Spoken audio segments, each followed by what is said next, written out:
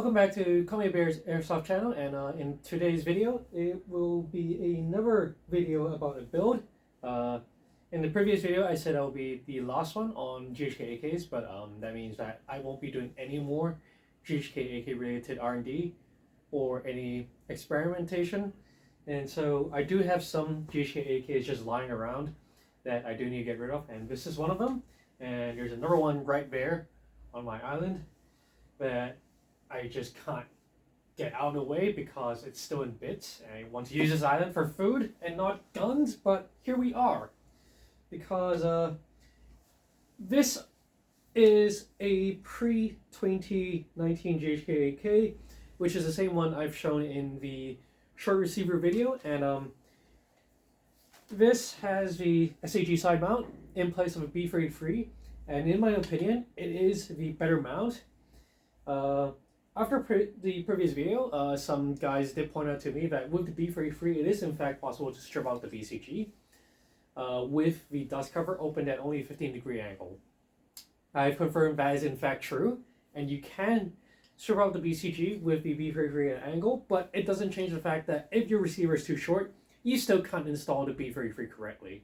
So in this AK, it has been replaced.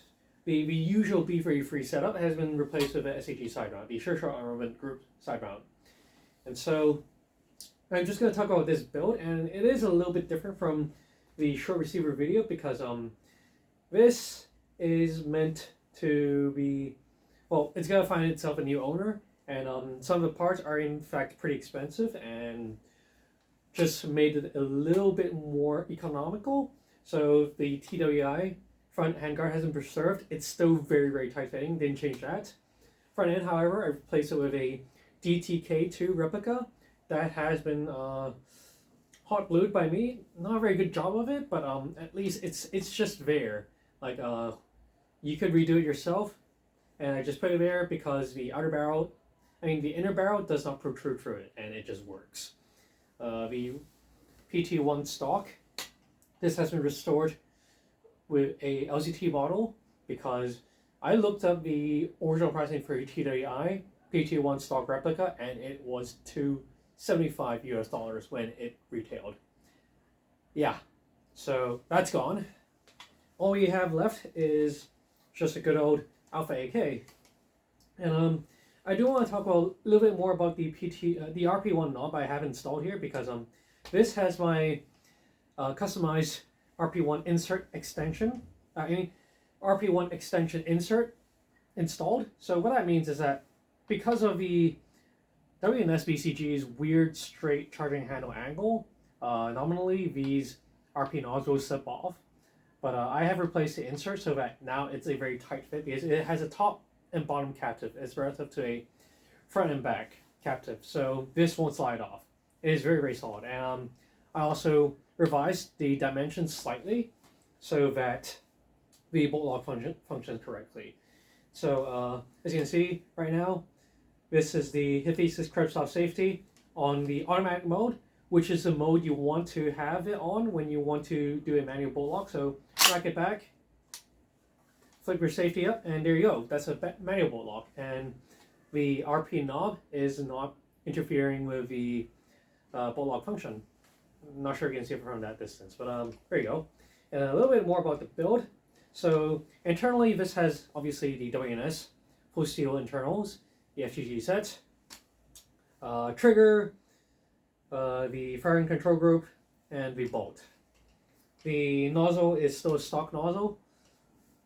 You can change out if you want to because I have installed a TNT hop-up set in here. And to go with that, it also has a Bowmaster feed ramp because if the tolerances are good, this is reflected in the fact that you can install the Bowmaster hop-up feed ramp without issues.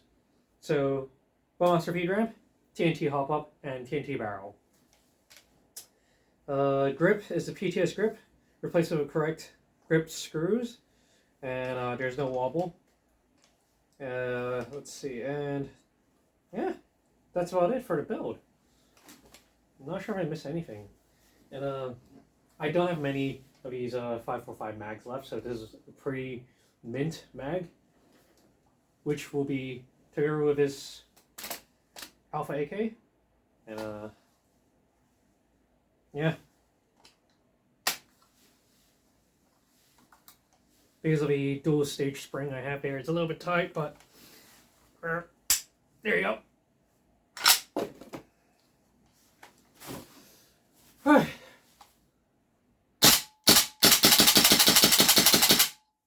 Yep, so auto. It's out. But the magazine cutoff doesn't seem to be working properly, and it's probably because I took out the shim, but this AK was a little bit finicky with a cutoff lever, so it seems that if I put the cutoff lever on, the cutoff lever shim on, it will catch a hammer prematurely, even though there's rounds in the magazine. So I'm not sure if that's just a magazine issue or if it's just like the, or it might be a magazine actually. Right, might be a magazine. So I will fix this magazine up and it will be bundled with this Alpha AK. As for the rest of the AK, it will have all the original parts included with it, including the original grip, the furniture, the original muzzle booster, and outer barrel, yeah. Internals would also be bundled, but yeah. Honestly, I wouldn't take this apart. I just leave it as it is, but you're gonna have the spare bits, including the folding stock latch, which is removed because it's not needed on this current configuration. Yeah. Just need a little bit of strength here. Disengage that. Yep. And there you go. So that is my remixed Alpha AK. Front end, Larry Vickers Alpha.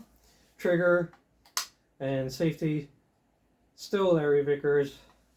The rest is Garand foam, Flannel Daddy, because SAG. Mount, PT1 stock. It's such a good AK. Oh, and I forgot, yeah. Steel outer barrel. Just for that weight, because this thing weighs about 9 pounds. Well, any attachments on it. It's an arm day. Very, very good arm day workout. So, yeah.